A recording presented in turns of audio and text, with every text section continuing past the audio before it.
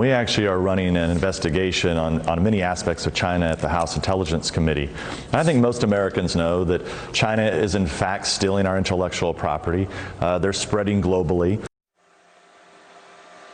That was California Congressman Devin Nunes, the ranking member of the House Intel Committee back in 2018 when he was the chairman of the committee, when it was becoming more widely known that China was stealing intellectual property, gaining technological advantages of the United States. Congressman Devin Nunes joins me right now, and I want to thank you, Congressman, because ever since I started at Fox, I was talking to you a lot. And over the first couple of years that I've been here 6 years. But by the time I was here 3 years or so, I was knee-deep in studying the FBI and its wrongdoing, the coup to take down Donald Trump, and China. Because of your investigations, I was following your investigation. You're still investigating China. You've been doing so since 2011, and now it's topic A. What have you learned?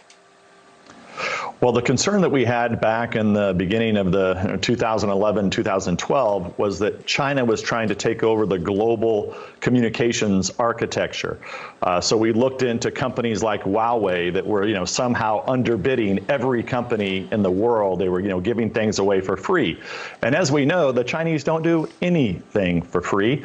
That's why then they moved in from communications architecture, which I do believe now that's given them a global footprint to listen in and grab communications across the globe and to spy on not only people within the United States, but also our allies. So we warned way before anybody else, so we warned about those challenges.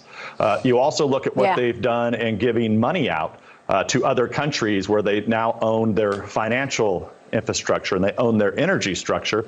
And I'll just finish on this, that the next big challenge here is going to be 5G. Our companies here in the United States are so far behind. China is giving out free 5G products. We are getting lapped by the Chinese over and over and over again, and we're going to have to make some changes if we want to deploy 5G across this country and beat the Chinese. Congressman, you're doing a great job. You're investigating the real important things to the American people and to national security of America. So thank you for that. While you've been doing this, your colleagues have been charging the president with collusion with Russia, which you had to take slams for because you investigated that it was actually a coup to take down the president. Let's go back to your reporting there and your investigation. Where are you on that? I know this upcoming week is going to be an important one for General Michael Flynn. What can you tell us? Well, as everyone has been watching the coronavirus, our investigation continues. And most critically, there is a lot of new information that has come out in terms of things that were redacted or kept classified by someone, I don't know who, in both the Horowitz report and stuff now that is finally being declassified. And the real question here is why was this stuff being classified? Why were the American people being kept in the dark, still being kept in the dark? We finally just got to see the FISA warrant that was used against Carter Page. There's still a lot of black marks, okay, in that FISA report. We need everything declassified so that we can continue this investigation. Why is General Flynn important? Because on Friday night, thankfully, Attorney General Barr has appointed a U.S. attorney out of Missouri to look into, what was going on in some of these investigations. And now we don't know what was submitted to the court on Friday evening, but we believe that it's possibly exculpatory evidence that the government had on General Flynn, okay? And remember, in our report, the report which the House Republican report from 2018, it's the gold standard, okay, of reports. If you look at all the other reports, whether it's the intelligence community assessment, whether it's the Mueller report, whether it's the Steele DNC dossier, those are all a joke, right? And the media, has been promoting this Russia hoax for so long. And the reality, you have the former head of the DIA, who has been strung up here for year after year after year. And what was now likely, we're going to find out, he was framed. Imagine that, being framed by our own government and by political operatives who don't like you. And I think that's what we're going to find out.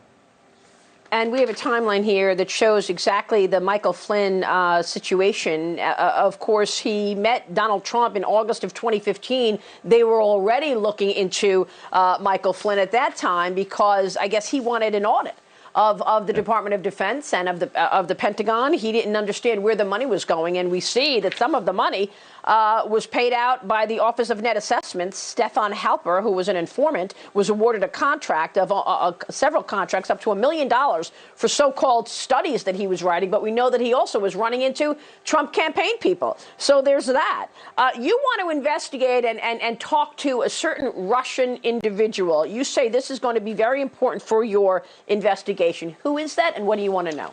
Well, what I've talked about is, we're looking into what I call the 3 dossiers. Okay, we're drilling down into those, but because of the new information that's come out from the Horowitz report that's now declassified, that we've been talking about for a long time, and the FISAs, we now are targeting what appear to be 3 Russian Americans.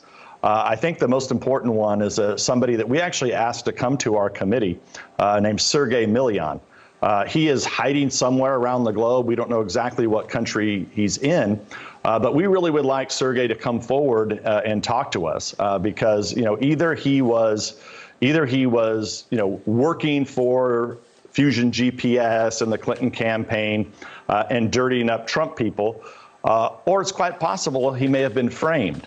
We don't know which of those is true, but we want to find out, and we really need him to, he can, call my office. We'll be glad to. If he's afraid to come back to his home country, the United States of America, we can make sure that that he can, we can guarantee his safety. But we need to hear from him because he is the source. He is Steele and Glenn Simpson and Fusion GPS's.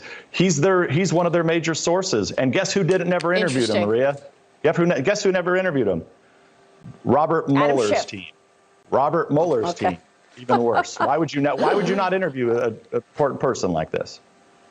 Unbelievable. Congressman, thank you. We will be following this story, and we are waiting for accountability and to hear from John Durham, hopefully this summer. Congressman Devin Nunes.